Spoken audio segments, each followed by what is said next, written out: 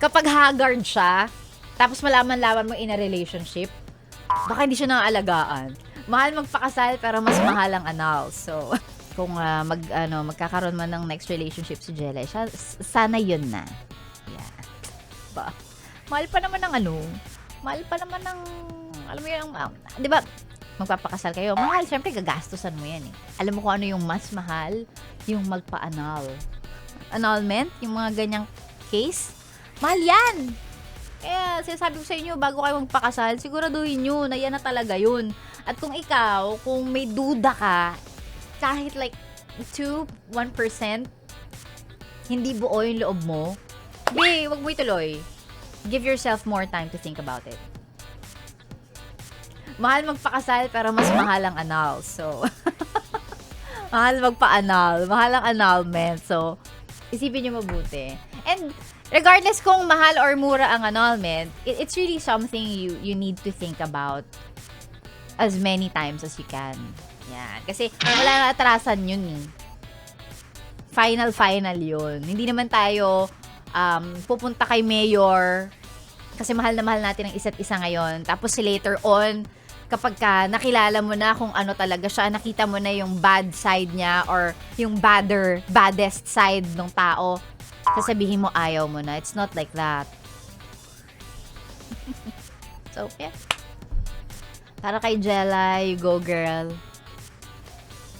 We're happy for you. At ang ganda mo, mas maganda siya ngayon, no? Minsan nakikita din talaga sa tao eh. Kapag haggard siya, tapos malaman-laman mo in a relationship, baka hindi siya naaalagaan. Minsan makikita mo yun eh. Grabe, ang judgmental. Pero diba totoo? Sabi nga nila, ang tao parang kotse. Gumaganda pagka naaalagaan. Pag nasa tamang tao.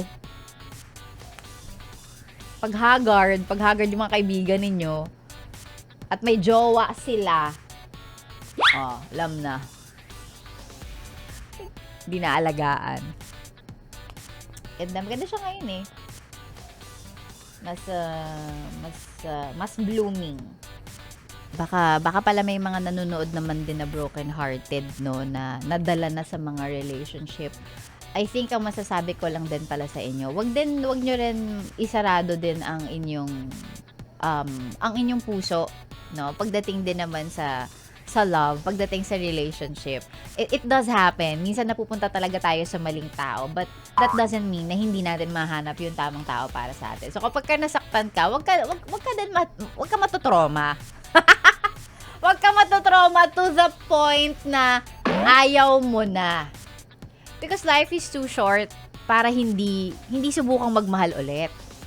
Ano pang ginagawa mo dito, ha? Sinasabi ko na nga ba eh. Solid yes friend ka talaga. Dahil nandito ka na rin lang, sige na, mag-like at mag-comment ka na. Mag-subscribe ka na rin at i-click ang notification bell. Para mapasali ka sa mga kalokohan namin. Bawal na bawal mag-no dito, ha? Kasi yes to yes!